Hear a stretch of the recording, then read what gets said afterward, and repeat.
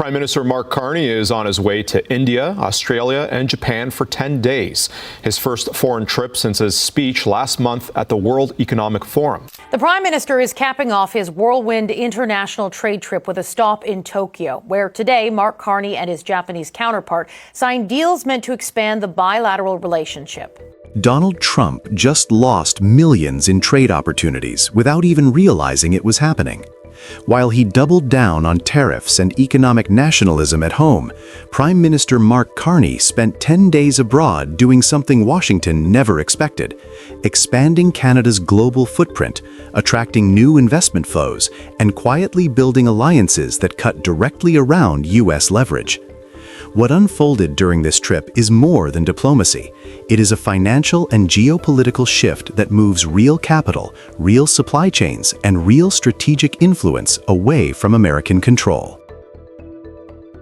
Carney's tour began in India, where he met with Prime Minister Narendra Modi to reopen a relationship once considered politically frozen. The two leaders restarted economic cooperation with a new ambition, laying the groundwork for pushing two-way trade toward $50 billion by 2030. The agreements reached in New Delhi span energy transition, critical minerals, agriculture, and advanced manufacturing, sectors Canada has quietly become more competitive in as U.S. tariffs push global partners to look for stability elsewhere.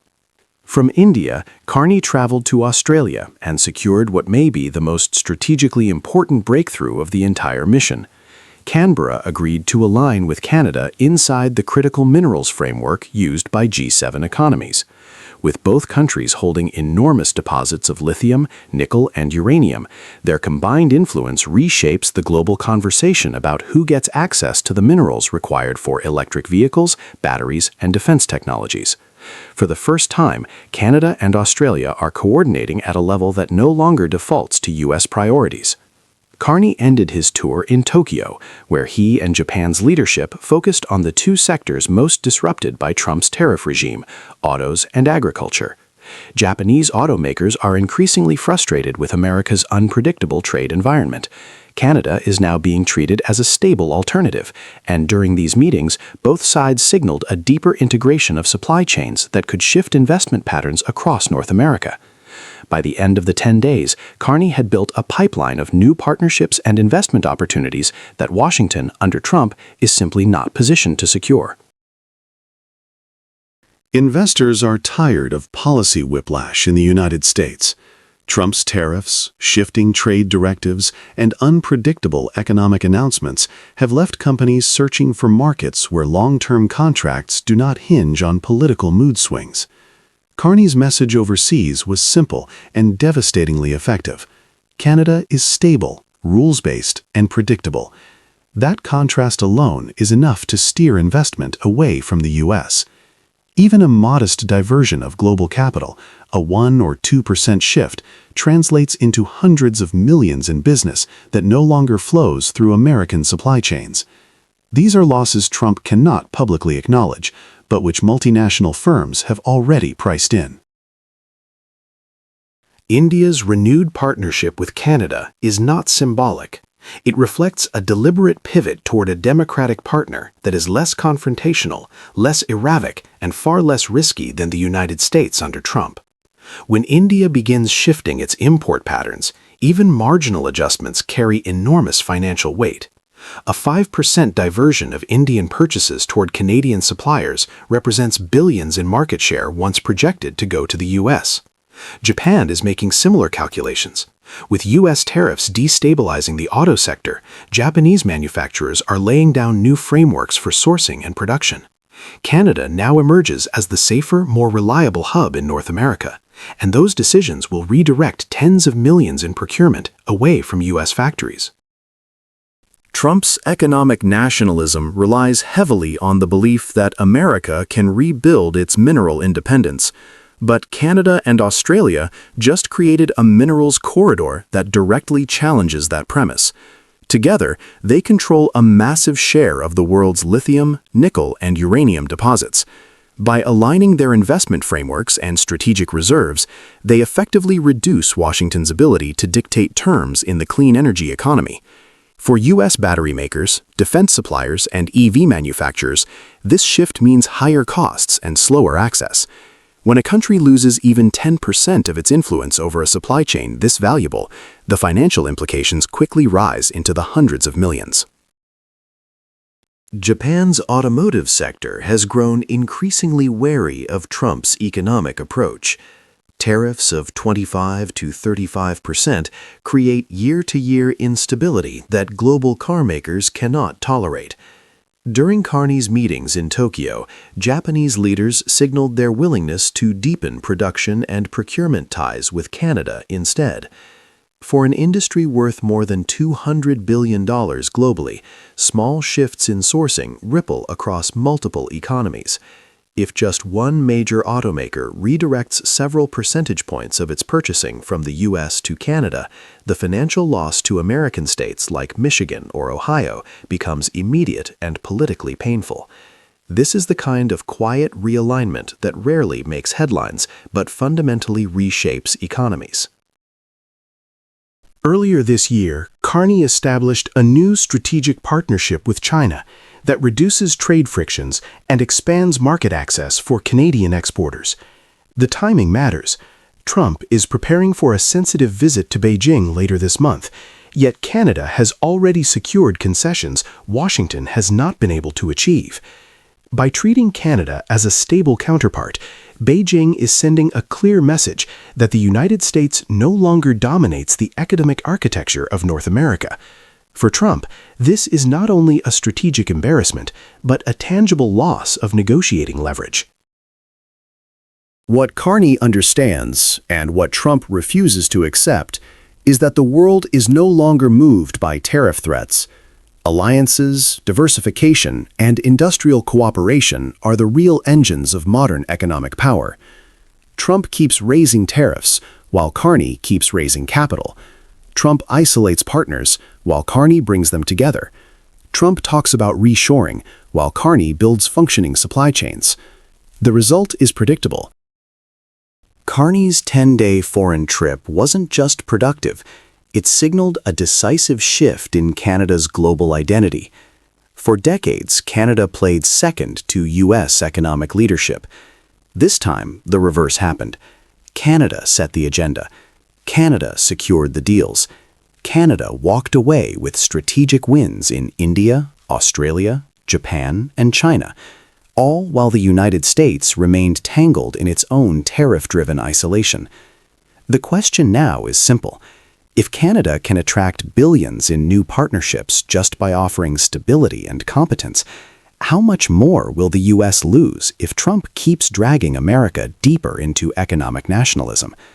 For the first time in years, Canada isn't following the U.S. Canada is outpacing it. The costs of tariffs are starting to show up in the U.S. So having a lot of uncertainty about CUSMA is not a great thing.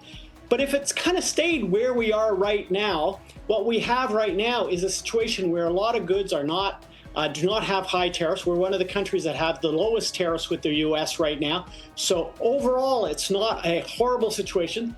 Canada just pulled off something Donald Trump never expected. It won by doing absolutely nothing. As U.S. tariffs pile up, as American consumers feel the squeeze, and as Washington scrambles to explain why groceries and construction costs keep rising, Canada has quietly become the calmest, most stable player in a chaotic North American economy. And now, heading into the 2026 CUSMA showdown, Ottawa holds more leverage than at any point since the deal was signed. This entire debate began with a surprisingly blunt economic interview. Paul Beaudry, former deputy governor of the Bank of Canada and now a senior advisor at Bennett Johns, laid out a simple message that undercuts Trump's entire tariff narrative. The United States is hurting more than Canada. Beaudry acknowledged that Canadian sectors like steel, aluminum, lumber, and autos are feeling pressure, but he emphasized something far more important. The real political pain is showing up in the U.S., not north of the border. American consumers are paying more for basics. U.S. job growth is slowing. Industry groups are growing louder in their frustration. These are not vague macroeconomic trends. They're direct consequences of Trump reviving a tariff machine that looked outdated even the first time around. Meanwhile, Canada enters 2026 with a reputation that every country wants and few can maintain: a stable, predictable, open economy. Under Prime Minister Mark Carney, Ottawa has leaned into regulatory clarity, investor-friendly policy, and long-term planning. That stability is paying off. Canada delivered a surprise trade surplus this fall, saw its currency strengthen, and attracted a wave of global investment at the exact moment the U.S. is losing credibility over tariff unpredictability. The contrast is unavoidable. One country is escalating the fight, the other is quietly winning it. Let's be honest. Tariffs make great political theater, but terrible economics. Reuters reports growing affordability concerns across the United States, and many of those pressures trace directly back to Trump's tariff architecture. When Canada exports less softwood lumber, the price of building a home in the U.S. jumps almost immediately. When Canadian aluminum and steel face higher duties, American manufacturers absorb those costs before a single Canadian producer feels them. This is the part Washington never fully calculated. Canada doesn't need dramatic retaliation. It simply needs to stay steady while U.S. inflation, logistics costs, and industrial pressures build up. Beaudry's assessment was clinical, but devastating. The cost of tariffs is now showing up clearly in the U.S. economy. That observation alone reshapes the entire political dynamic going into the CUSMA review. For months, critics wondered why Ottawa wasn't matching Trump's escalation. Why not impose retaliatory tariffs? Why not mirror Washington's aggression? The answer is, but Canada didn't need to. Ottawa understood that the U.S. relies on Canadian inputs more than Canada relies on American ones. It also understood that tariffs are politically toxic inside the United States. They inflate prices, frustrate manufacturers, and anger Republican governors whose states depend on Canadian supply chains. Most importantly, Canada understood that time itself was an asset. The longer tariffs remained in place, the more voters and businesses in the U.S. would push back. Ottawa didn't choose patience out of weakness. It chose patience because it was the most efficient way to let American domestic politics do the heavy lifting. Something fascinating is happening in global markets. Investors are treating Canada as the safe room of the G7. At a time when Washington's economic direction changes by the week, Canada's policy direction feels steady, measured, and predictable. Reuters notes that global capital is increasingly flowing toward Canada, not away from it. The Canadian dollar has strengthened, borrowing volatility is low, and even with tariffs in place, the country posted a trade surplus that exceeded expectations. This is where the strategic picture shifts. Canada's stability is no longer just a domestic strength. It is becoming a form of leverage against U.S. unpredictability. Investors trust Canada more, supply chains trust Canada more, even American industries are quietly lobbying for more Canadian imports because they prefer certainty to political chaos. In a negotiation as sensitive as CUSMA, predictability becomes power and chaos becomes vulnerability. Beaudry's analysis makes one thing very clear. Canada is entering the CUSMA renegotiation with leverage it simply didn't possess in 2018. U.S. tariffs have generated real economic pain at home, and Washington cannot afford for that pressure to intensify during a presidential election cycle. Manufacturers in the Midwest, home builders across the Sunbelt, and tech companies building energy-hungry AI infrastructure are all pushing for cost relief. Canada, on the other hand, remains one of the lowest tariff partners under Trump's revised policy landscape. Even in a volatile global environment, Canada enjoys better access to U.S. markets than many U.S. allies. At the same time, the energy demands of America's AI boom are tying the U.S. even more tightly to Canada's clean and abundant power supply. Every new data center built in the U.S. makes Canada more valuable, not less. And beyond the continent, the world is quietly voting with its money. Australian pension giants, European corporations, and Asian cleantech players are expanding their Canadian footprint while scaling back exposure to U.S. unpredictability. These global flows strengthen Canada's bargaining position in ways that weren't imaginable even 2 years ago. Trump enters CUSMA 2026 needing a clean win. Canada enters ensuring that any deal must reflect economic reality. Here's the irony that will define 2026. The more Trump escalates, the more leverage Canada gains. The U.S. cannot enter the next phase of CUSMA with angry manufacturers, expensive building materials, and a tech sector desperate for reliable energy inputs. Canada, meanwhile, enters the negotiations with investor confidence, trade stability, and strategic relevance that grows with every passing month. Trump has the louder megaphone, Canada has the stronger position, and in trade negotiations, position always beats volume.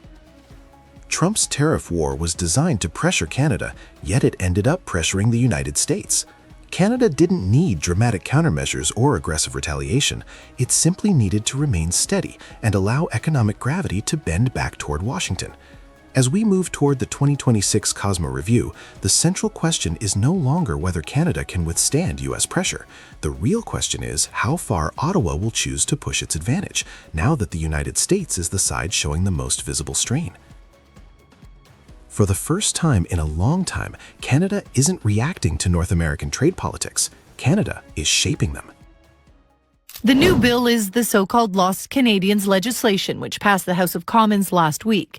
It means citizenship can be passed down to people born or adopted abroad beyond the first generation. Given the current state of the United States administration, I think it's important to kind of have that in the back pocket. More and more Americans are digging through old family documents, tracing forgotten ancestry, and searching for any connection to Canada they can find. And they're doing it for one reason. The United States, under Donald Trump, no longer feels stable. This week, Canada made a decision that has accelerated the shift. Ottawa expanded citizenship rights for people with Canadian lineage, and the first wave rushing toward that opportunity is coming directly from the United States. Immigration consultants have seen a surge in interest in Canadian citizenship, but caution, it's not a rubber stamp. It's not sort of a free-for-all type of an application, but I think it's still worth attempting for many people who see that they have either parent, grandparent, great-grandparent who may have been born in Canada. The turning point came from a simple story.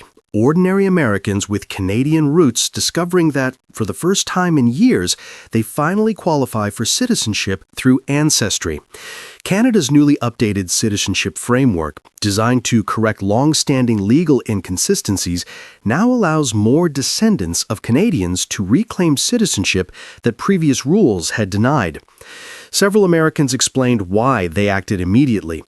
They described always feeling a pull toward Canada, but outdated laws had blocked them from formalizing that connection. When Ottawa expanded eligibility, they prepared their paperwork at once. Some said they intend to relocate within the next couple of years, pointing to a growing belief that the United States no longer aligns with their values or expectations for the future. One sentiment appeared repeatedly. With the political environment in the U.S. growing increasingly unpredictable, having Canadian citizenship as a backup suddenly feels essential. Immigration professionals confirm that interest from Americans has surged. Applications are rising, waiting times are lengthening, and ancestry-based inquiries are multiplying. The shift is not driven by curiosity. It is driven by concern, and that concern becomes clearer when we look at the political context shaping this moment. Canada has always been admired by many south of the border, but this new wave is qualitatively different. People are no longer simply attracted to Canada. They are seeking stability that their own country, in their view, no longer guarantees. Donald Trump's second term has brought a renewed tightening of immigration rules, broad enforcement actions, and sweeping policy reversals. Legal uncertainty has increased for mixed-status families, dual nationals, and even long-term residents. Political polarization within the U.S. has intensified to the point where fundamental rights differ dramatically from one state to another. Many Americans now describe the national climate as erratic and exhausting. Compared to this turbulence, Canada stands out as a calm alternative. Universal health care, more predictable governance, a reputation for civility, and a political culture that avoids constant culture war battles have made the country especially attractive to Americans who feel overwhelmed by their domestic situation. For those with even a distant Canadian ancestor, the option of citizenship is no longer abstract, it feels like a lifeline. This is not an exaggeration. It is the emerging mood among a growing share of middle-class American families, young professionals, and people who no longer see long-term security in the U.S. Canada's decision to modernize its citizenship laws could not have come at a more strategic moment. For years, the old rules restricting citizenship transmission to the first generation born abroad left many people in legal limbo. Individuals with real, meaningful Canadian roots had no pathway to citizenship simply because their connection fell on the wrong side of a bureaucratic line. The new framework, introduced under Prime Minister Mark Carney's government, extends citizenship eligibility to more descendants of Canadians, provided their Canadian parent or ancestor maintained a substantial connection to Canada. The reform corrects past inconsistencies and reflects the reality of a globally mobile Canadian diaspora. But beyond its technical merits, this reform reinforces Canada's identity. It signals that Canada remains a country that values fairness, inclusion, and stable rule of law institutions, qualities that stand in stark contrast to the volatility many Americans see at home. While the United States tightens, Canada opens. While the U.S. debates who belongs, Canada clarifies how belonging is recognized. That contrast is now reshaping cross-border movement. What we are seeing now is not an isolated reaction. It is part of a broader pattern that has been quietly gaining momentum. More Americans are applying for permanent residency, ancestry-based citizenship, and even asylum than in previous years. Skilled professionals in healthcare, education, clean energy, and technology are increasingly looking north for long-term security. Many say they no longer trust the direction of U.S. policy, especially in areas touching on rights, healthcare access, and social stability. Canada, without needing to advertise itself, has become a refuge of predictability in a chaotic global environment. Even with domestic challenges, housing pressures, healthcare bottlenecks, Canada is still viewed by many Americans as safer, calmer, and more coherent. The brand of Canada is rising, not because Canada has changed dramatically, but because the United States has. This shift carries symbolic weight. It suggests that North America's gravitational center, at least in terms of social stability and institutional trust, is tilting northward. For Canada, this moment presents both opportunity and responsibility. The country faces an aging population, persistent labor shortages, and growing demand for skilled workers across multiple sectors. Descendants of Canadians in the United States represent a unique pool of potential newcomers, individuals who are culturally aligned, fluent in English, and able to transition seamlessly into Canadian society. Their arrival is not merely beneficial on an economic level, it enriches Canada's global networks, strengthens the Canadian diaspora, and reinforces Canada's position as a stable hub in an increasingly fractured world. While other nations turn inward, Canada gains strength by remaining open, carefully, strategically, and responsibly. This alignment of domestic needs and geopolitical shifts places Canada in a remarkably strong position. It can welcome talent at the very moment its closest neighbor is driving that talent away. For the United States, however, the trend is deeply revealing. When citizens of any country begin proactively seeking alternative citizenship as a safeguard, it signals erosion in institutional confidence. That erosion is now visible among Americans with the means, education, and mobility to choose another path. The symbolism is difficult to ignore. A growing number of Americans now see Canada, once considered the quieter partner in North America, as the more stable, reliable place to build a future. If this perception continues, the U.S. could face long-term consequences: loss of skilled labor, international reputational damage, and internal fragmentation as families seek opportunities elsewhere. Canada did not create America's turbulence, but Canada is absorbing its fallout, and doing so with calm assurance. Canada's expanded citizenship rules mark more than a legislative change. They reflect a profound divergence in the trajectories of two neighboring countries.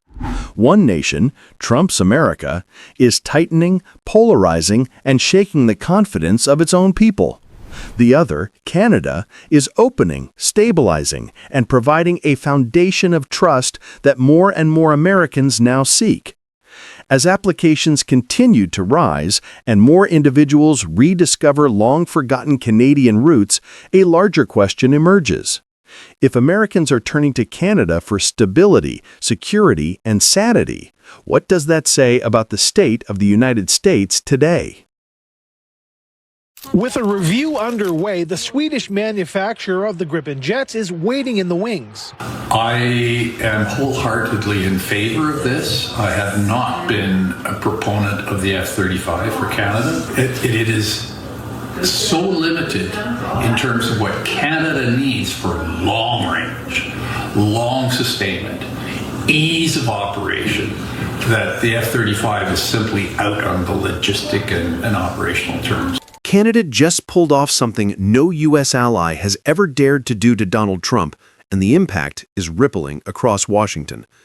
In a direct challenge to decades of American defense dominance, Ottawa is openly considering scrapping the U.S.-made F-35 and replacing it with Sweden's Gripen fighter jet.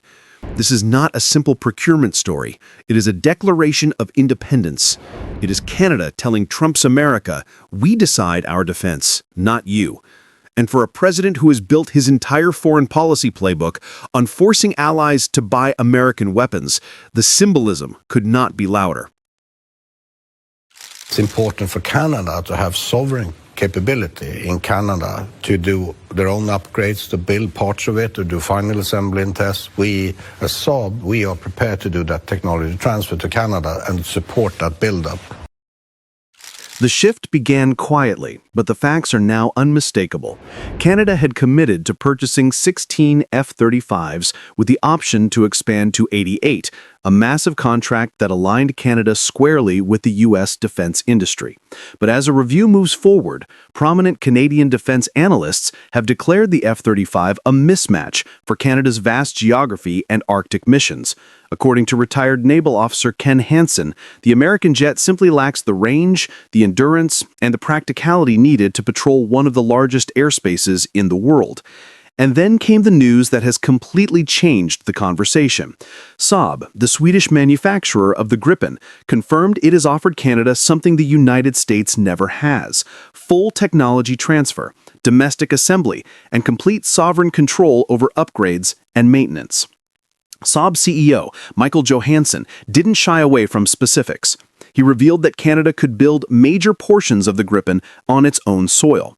He pointed to IMP Aerospace in Nova Scotia as a potential assembly hub.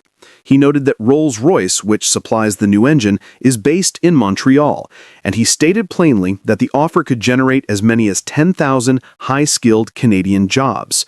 Suddenly, this is no longer just about replacing aircraft. It is about building a Canadian aerospace base powerful enough to serve global markets.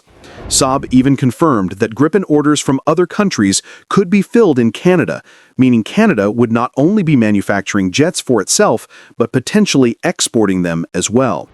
With Sweden's King and Queen scheduled to visit Canada next week and Saab's leadership joining them, the political timing is impossible to ignore. This is becoming one of the biggest defense decisions Canada has faced in a generation.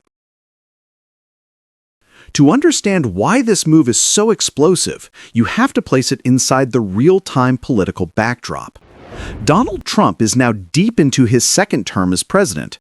His administration continues to demand that allies prioritize American weapons above all else, claiming that U.S. hardware is the backbone of Western security.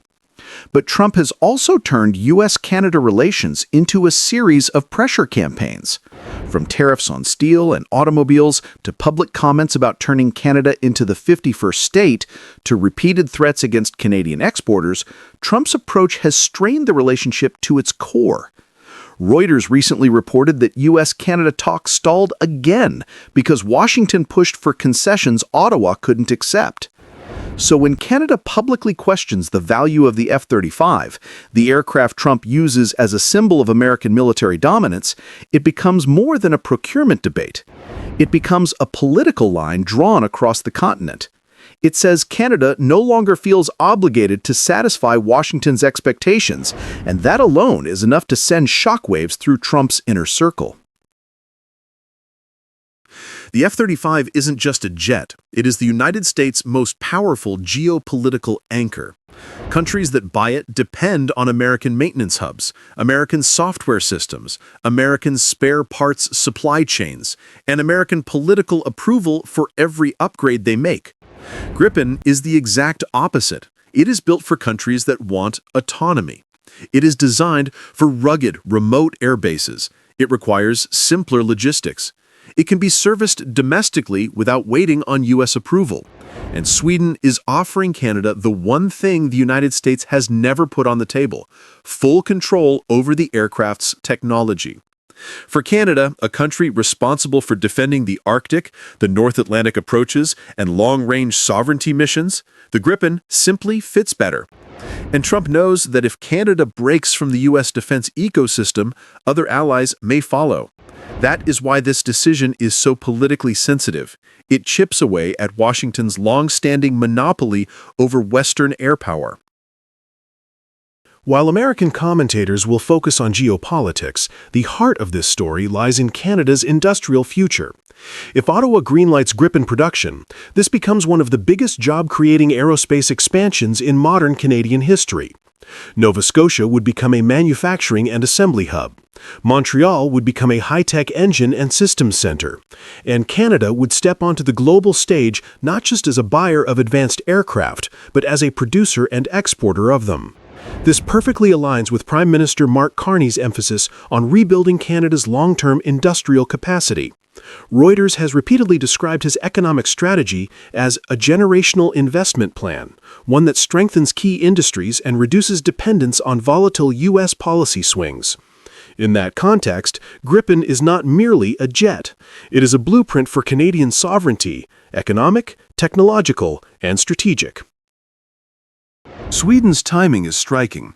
As a new NATO member, Stockholm is choosing this moment, under Trump's unpredictable second term, to tighten bonds with Canada. The fact that the King and Queen are traveling to Canada alongside Saab's leadership signals a deeper diplomatic calculation. This isn't just about sales. It is about aligning with a stable, reliable partner in North America. It is about diversifying NATO's industrial base beyond the United States, and it is about giving Canada the chance to become the only Gripen production hub outside Scandinavia, a distinction with massive geopolitical implications. Canada is now standing at a historic crossroads. The decision between the F-35 and the Gripen is no longer just about performance specs or budgets. It is about choosing whether Canada will continue renting its security from Washington or whether it will build its own sovereign aviation future. If Ottawa chooses Gripen, Donald Trump will not just lose a customer. He will lose a symbol of American dominance. And the world will see something new. A Canada confident enough to chart its own course, powerful enough to build its own fighter jets, and independent enough to say no, even to the President of the United States. The only question left is whether Canada will take the leap, because if it does, the aviation map of North America may never look the same again.